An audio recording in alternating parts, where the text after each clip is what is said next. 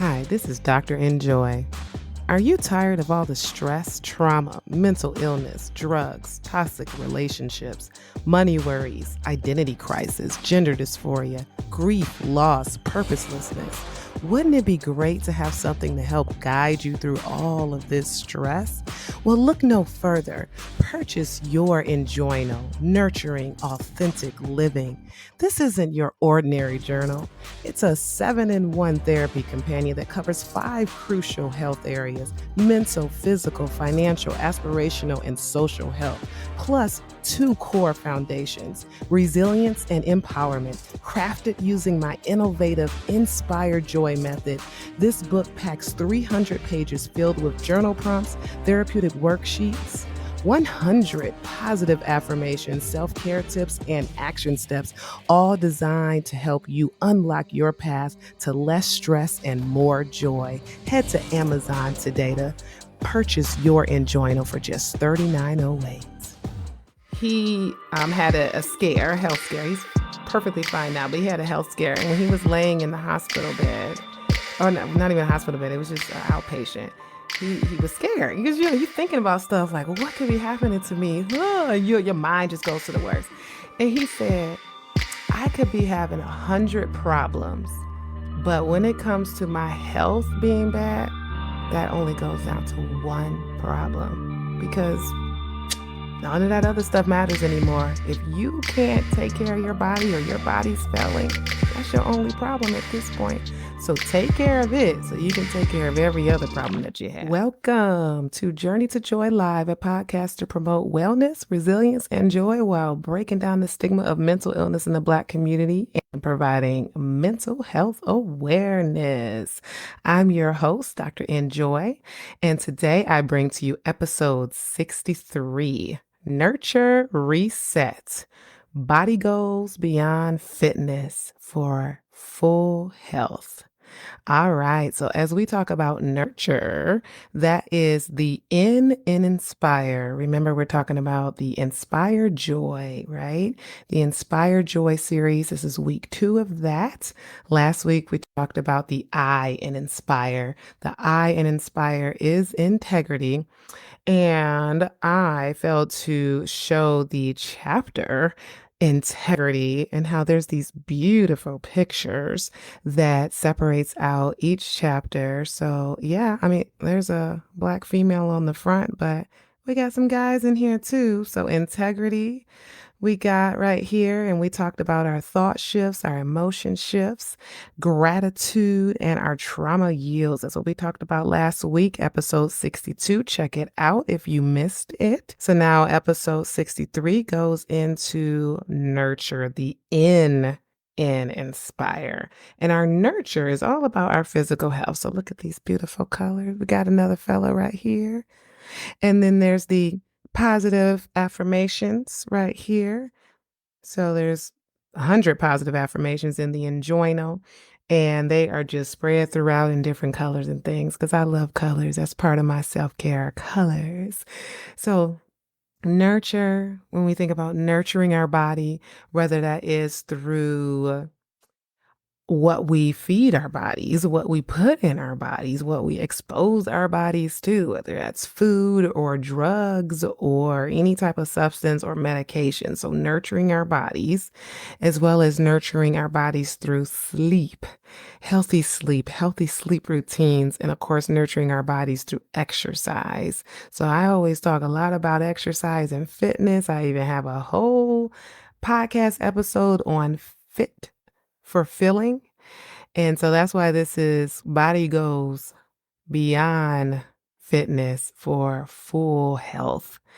So we're going to talk about more than just fitness and using the Enjoyno, because the Enjoyno was just published last month, and it helps you deal with your mental health, physical health, financial health, social health, aspirational health, in order to find joy using that Inspire Joy method. So that's why we're doing this Inspire Joy series, so that we can break down each section. So as we dig into nurture, let's take a back seat and think about, speaking of back seat, your car. Most of us have cars. And if we think about how we treat our car, we treat that car really well, don't we? You better, right? Because if you don't, you're not going to be able to drive it.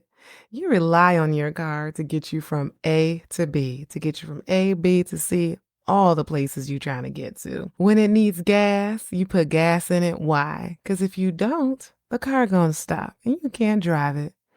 If there is oil that needs to be changed in your car, you're going to make sure you change that oil because what's going to happen if you don't? Your car going to break down. In fact, I remember a story where my mom took the car to get the oil changed, and this actually wasn't her fault.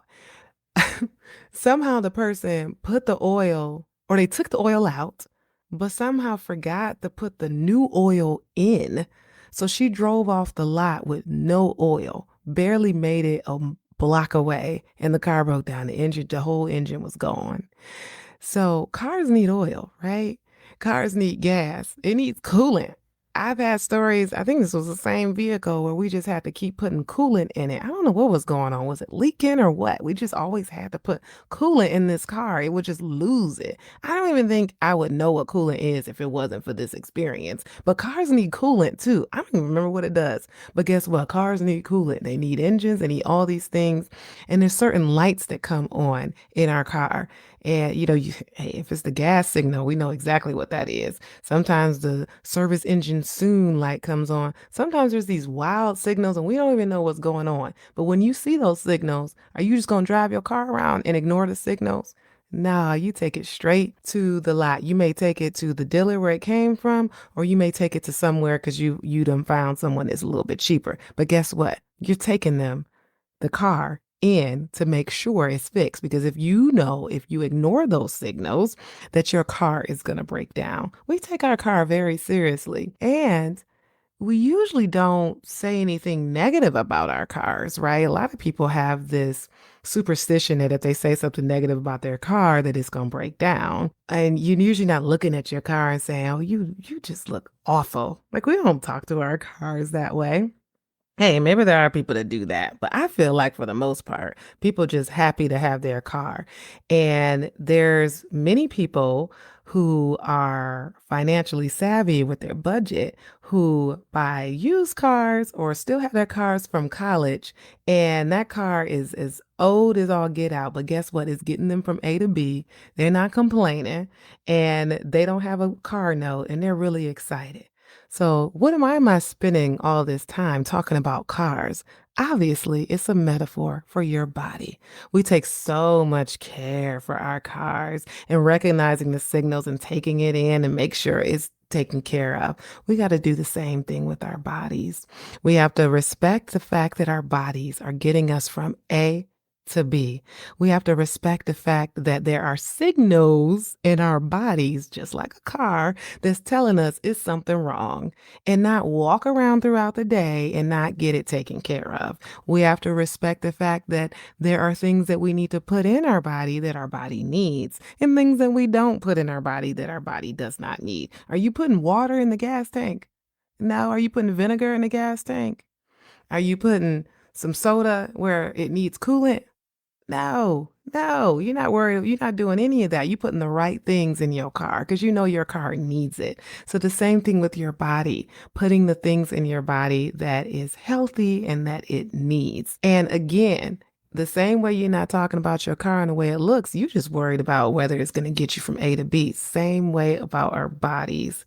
Talking about your body and talking about yourself is we can be the worst critic for ourselves. And that just is a sign of lack of self love, lack of self compassion. And we really need to reframe how we think about our bodies. Our bodies are getting us from A to B. Our bodies are getting us through life. Being grateful, of being able to breathe and wake up in the morning and be able to eat. There are people that actually can't do that, but they still alive, but they can't do those things. But I bet they cherish the things they can do.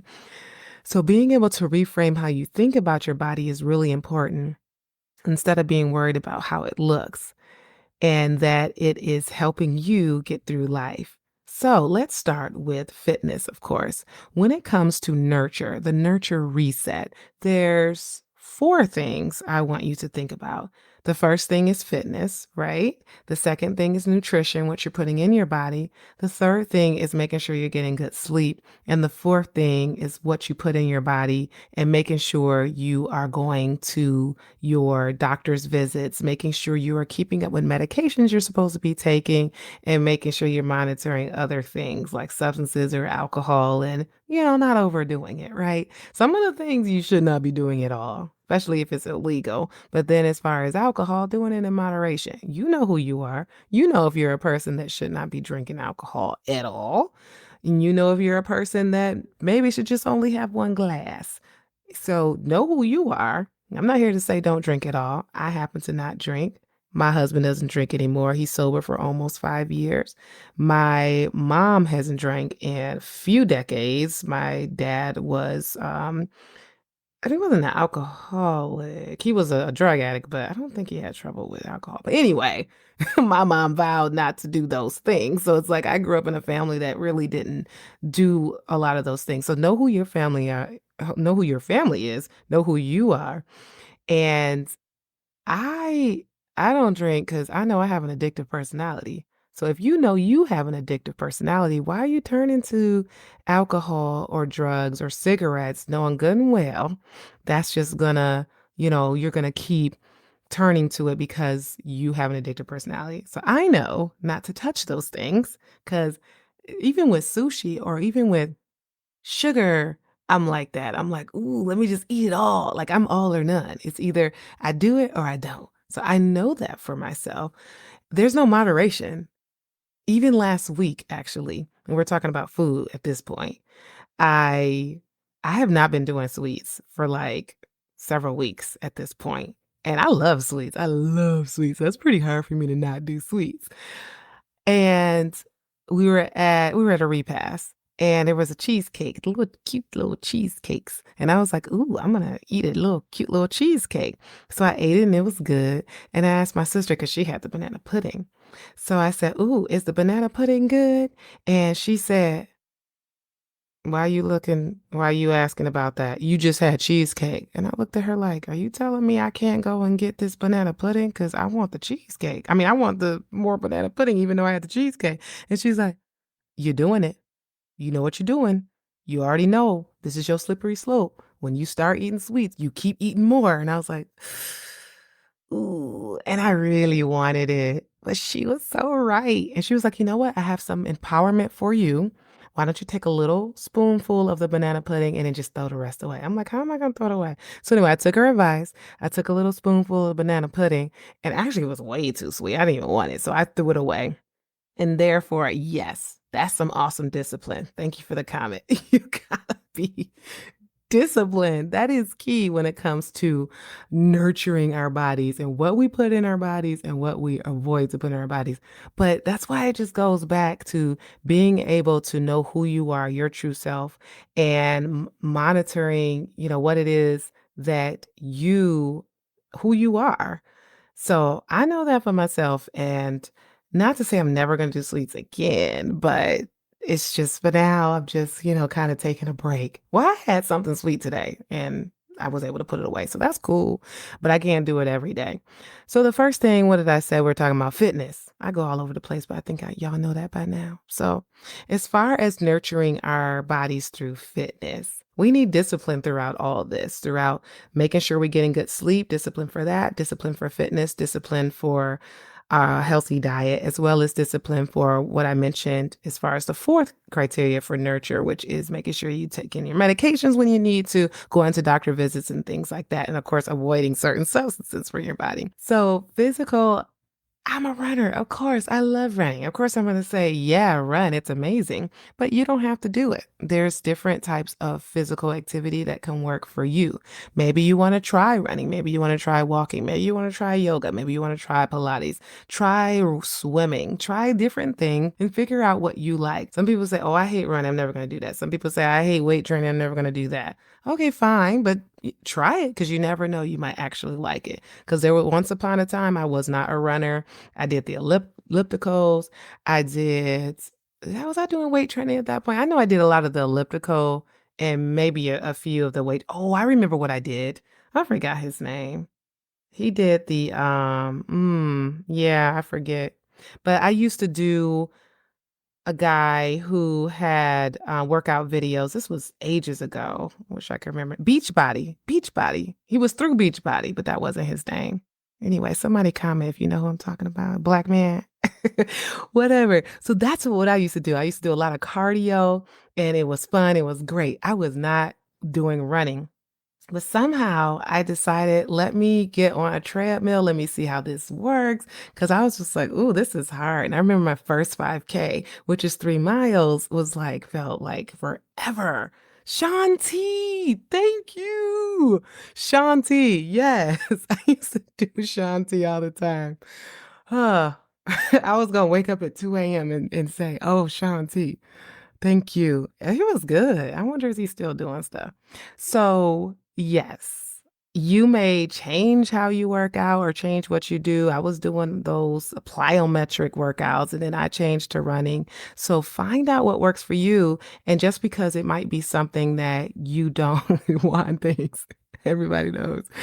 And even though it might be something that you think you don't like, you may actually like it. And ever since I started running, that's what I do. I love running. But it's really important because you will start to see the results, even if you don't see the results right away. The results are there. And with fitness, the results are there for your physical health as well as your mental health.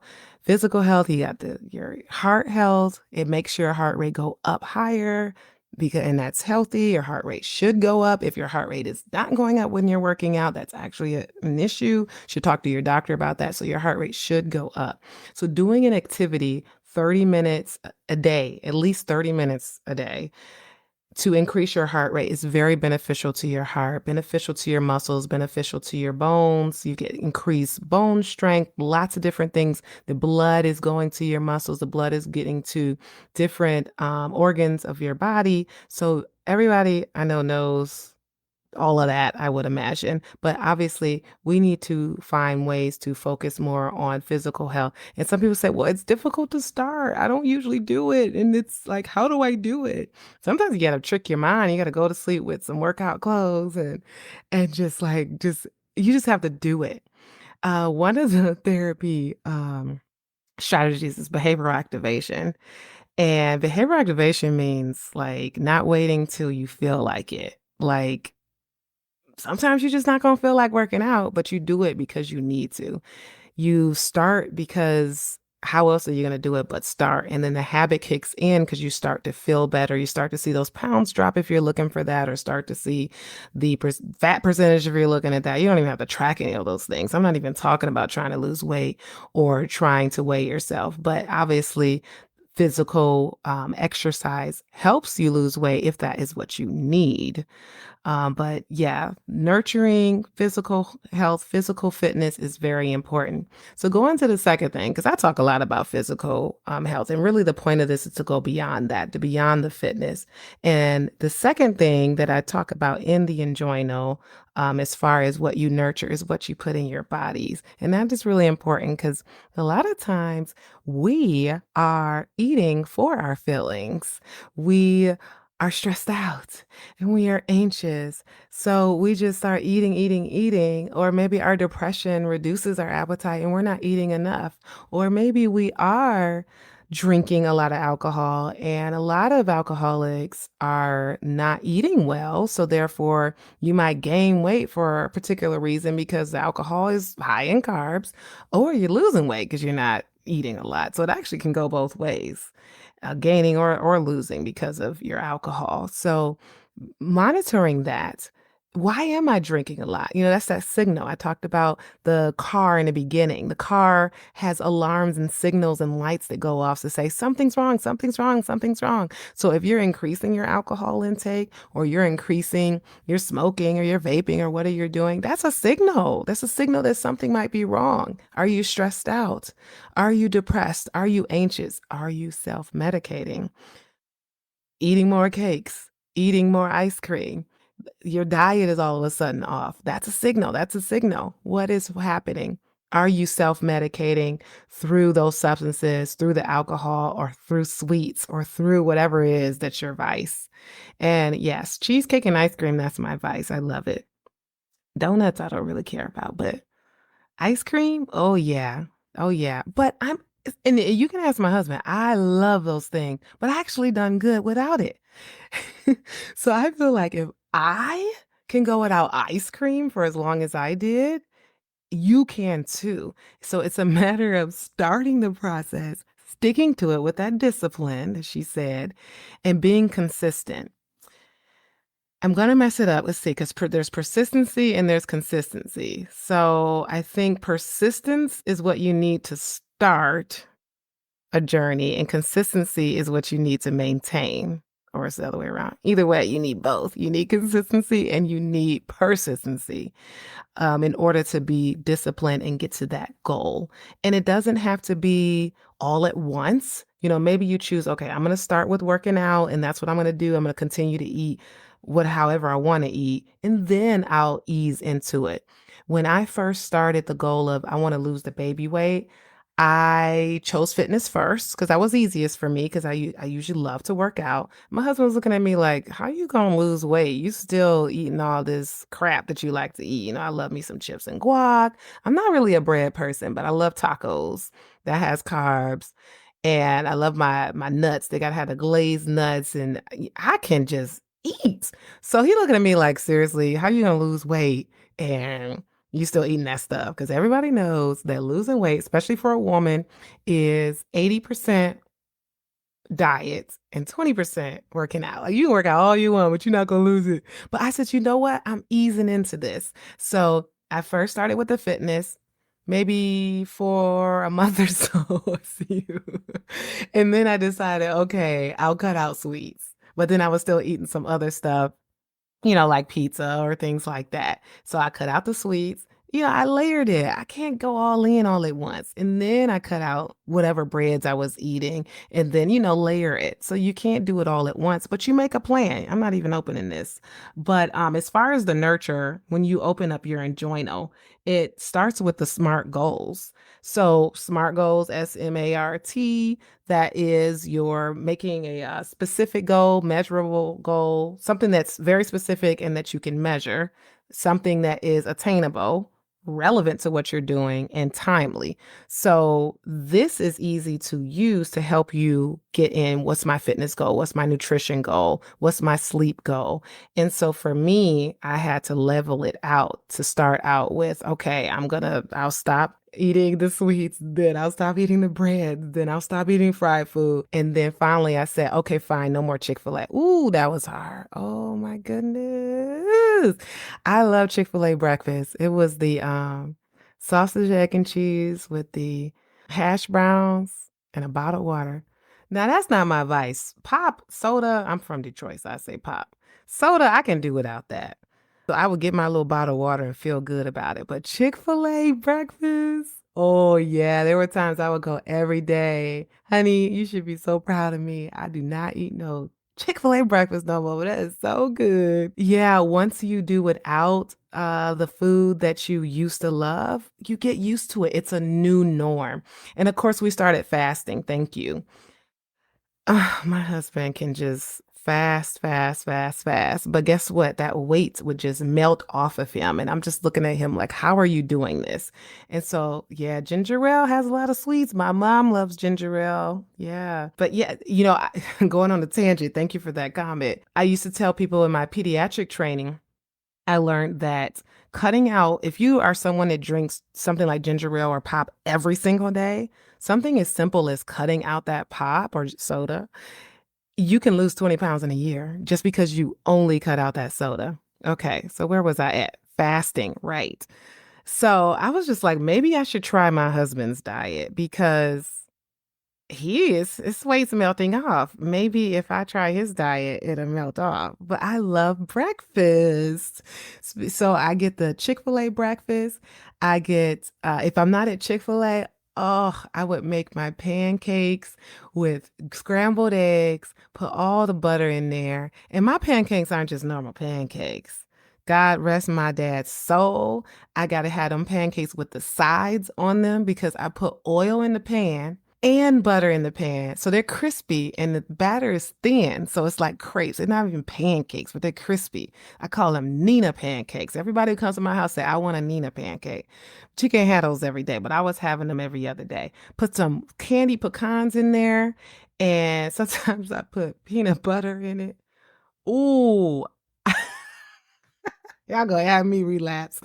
I put butterscotch chips in my pancakes. Yeah, yeah. Come on now, Dr. Enjoy. You got to cut that out. So I stopped and I decided to fast. Intermittent fasting is really, really good. So no breakfast whatsoever. That's my favorite meal of the day, Eliza, because I love the pancakes. Oh my goodness. So yeah, so I cut out breakfast altogether. And I was able to eat between 12 and 7. I still kind of do that right now. I shouldn't say kind of. I am doing that right now. Well, kind of because this morning I did have some Starbucks and egg white bites, but I knew it was gonna be a long day, so I said I deserve it. But yeah, eating between 12 and 7, and the weight melted off is my long story short. I was able to do my husband's diet and it worked, even though I'm a woman and metabolism is higher. So something's got to change. The issue is that whatever you do, it needs to be for lifestyle. I'm not saying like the intermittent fasting has to be for lifestyle, but I do need to limit sweets because I did notice that when I went back to eating some breakfast and not the Chick-fil-A breakfast, not the pancakes and eggs, I still was doing something a little bit more healthier in July, but I added back sweets. That weight was coming back. I said, you got to be kidding me. So this is a lifestyle. But yeah, figure out what works for you. Sometimes you got to hit it hard in the beginning to lose that weight, but you still have to adjust to maintain the weight because you're going to end up going back to where you were when you gained in the first place. I know I was eating a lot. So yeah, this helps with getting in the SMART goals. There's even a self-care challenge here, 30-day self-care challenge, as far as what to do physically to help with your nutrition, to help with your exercise. And then there's sleep, making sure we're getting good sleep. It is really difficult sometimes to get sleep, especially when you're a parent. Because I know for me, the boys are asleep. That's why I'm going live late because hubby is in Utah about to run his marathon in a couple of days. Yay. So, anyhow, the kids are asleep. And usually when they're asleep, you're just like, I don't want to go to sleep. I want to finally get my me time. I want to watch TV. I want to go live. I want to do whatever it is I do when it's late. But we have to put that first. We have to prioritize sleep, get at least the 8 hours that we need because y'all know, just like when you don't eat and you're hangry, when you're not getting good sleep, you're irritable, you're easily stressed, your threshold for stress just lowers. My threshold for stress lowers when I'm hungry and I haven't eaten, my hubby knows, when I haven't worked out, and when I haven't had good sleep. Yesterday is a really good example. Like he was leaving and I'm like about to cry. I mean, of course I miss him because he's leaving, but I'm just like, why am I so like sensitive right now? And I thought about it, I was like, oh, I am tired. When you look at a toddler or a baby that's crying and you're like, okay, you fed, I changed your diaper. What's wrong? Oh, he's tired. We adults can get that way too. You may not be bawling out like a kid or a baby, but we adults can get irritable, easily irritated, sad, depressed, easily stressed when we don't sleep. So that's actually something that we no pun intended, we sleep on that. Like we sleep on the fact that we need sleep. We don't realize that we as adults need sleep. Oh yeah, I can make it 3 hours. Oh yeah, but for how long? Eventually you're going to have to make up that sleep because sleep deprivation is no joke. You're not productive at work, you're not productive with your relationships. We all need sleep and we need to figure out how to get that in as best as you can, whether it's a nap or overnight. A lot of people come to me saying they're not able to sleep and they ask for medication. And I talk to them about their sleep routine first. Or sleep hygiene first. I'm not just throwing a sleep medication because that sleep medication is a band-aid. And then now you dependent on it because you just need it. So, your devices. Is your device in your face? And that's why you can't sleep? Is it because you have the TV on? Is it because of something you just read or you scrolling all these reels and all of a sudden something got in your head and you didn't realize that got in your head? Is it watching the debate late at night and that's making you not be able to sleep? Actually, I was able to sleep after that, but I was getting riled up a teeny bit, but I was still happy because I was like, oh, she tearing him apart. But some of his responses, I was like, ooh. But anyhow, or are you watching a deliverance right before bed and that's got you riled up and now you're going to bed having nightmares?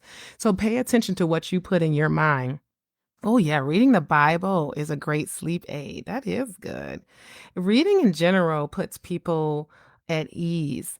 And there's many reasons, right? You could be reading it because it's a meditative thing for you, especially if it's the Bible, if you're very spiritual and it's helpful. Some people read like a boring book. Not saying the Bible's boring, but some people might choose a boring book on purpose because that makes them sleepy, right? Versus scrolling for reels on your phone. So it's really important to look at what you put in your body and coming up with a sleep routine. Ever since day one, when we talk about your kids needing a routine, we need a routine too, because that helps your body realize, oh, it's nighttime. I'm doing my bath and my little candles, and I'm listening to my music. I'm listening to sleep meditations. Thank you. Even on Peloton, there's sleep meditations. I am reading my book. I think I mentioned that. But whatever routine works for you, it helps get you in that place. And for some, like myself, working out at night helps me sleep. I don't need to work out at night to help me sleep, but because I'm able to work out in the morning and I can do just fine. But for some people, working out at night makes them awake. Know who you are. If you're the type that's going to work out, like, oh, Dr. Enjoy told me to work out and it's making me wide awake. Well, you're the one that should work out in the morning. And so working out in the morning should still help you sleep at night, if that makes sense. But yes, sleep meditation. Some people, like my hubby, likes to drink coffee at night and that helps them sleep. I wouldn't suggest that, but if you're that person and you know it, then cool. But certain substances you want to just not put in your body before going to sleep. But the first level of medication that I do tell people, okay, fine, you've tried all these things. Melatonin is a natural substance that we release from our brains that helps us sleep. When it is dark, it automatically increases. So you really can't overdose on melatonin. It's over the counter. You should start with 1 to 3 milligrams, despite people being on 10 to 20. Honestly, 20 is doing nothing. If you need to take 20 of melatonin, it is doing nothing. And when you take it, you should take it 2 hours before you go to bed, not right before you go to bed, because the idea is that it's helping get your natural melatonin back into shape. So anyhow, that's the first one to start with if you're going to start. But see your doctor, of course, paying attention to our signals. Like we pay attention to the car, lack of sleep is a signal, right? You increasing certain foods that you usually don't eat, or increasing alcohol or increasing substances, those are signals to what else is going on. If you're not sleeping, maybe there's a vitamin imbalance. Lack of vitamin D causes issues with sleep. Maybe there's something going on medically where you're not sleeping. Maybe you have sleep apnea. Maybe you stop breathing for 10 seconds every night. Let's get that checked. Let's get a sleep study. Let's go to our doctor. And so that leads into the fourth thing that I focus on in the nurture section. So we mentioned fitness, we mentioned eating healthy, we mentioned sleep, and then now making sure you're following up with the doctor. We may feel like everything is fine, but that's why we go to our preventative visits so that the doc can look and listen and figure out all those things that you don't see. Driving your car, maybe those signals aren't going off, but you still go and get your oil changed every 3 months. You still go and get your usual maintenance, even if the car, because they got to look under the hood, make sure everything looks good, right? That's how a car repairman is the same as an OB-GYN because they both look under the hood to make sure everything looks good. So anyhow, looking at the engine, you might be like, oh, I didn't even know that. Or like the house. I'm using the car as a metaphor. Your house, the plumber who comes to look at pipes, and you're like, oh, I didn't know my pipes looked like that. Let me get ahead and change out those things so that I don't get some random flood in my house. And then now it's cost thousands of dollars to get it fixed. Same with your body. Go see the doctor every year because you're supposed to. You over 40, you got to get those mammograms. You over 50, you got to get the colonoscopy, even though that should be sooner, but that's a whole nother conversation. But you're certain age, do those things because you never know what's going to get catched. Because when it's too late, it's too late. And if you're on a medication, talk to your doctor. If you're having side effects, don't ever just stop it. Patients feel like I'm going to get mad at them when they say, "Oh, doc, I just stopped it, blah, blah, blah." I'm like, look, I'm glad you told me. I'm glad you're here to see me to tell me. Nobody's going to be mad at you. If your doctor gets mad at you, maybe you should switch doctors, or maybe you guys got that rapport where they're just like, "Why are you stopping your medication?" And y'all can just talk like that. But anyhow, nurture reset beyond fitness to full health. So those are 4 components that I feel is most important. Of course, when it comes to your body, there might be other things that's important for you to balance, but definitely consider that as being a part of your journey to joy is what you put in your body, what comes out of your body, and making sure you are getting the maintenance and care that you need so that you can continue to go through this life and experience joy. Because without your body, that's it. That's it. One more thing though. Ooh, my husband said the best quote ever.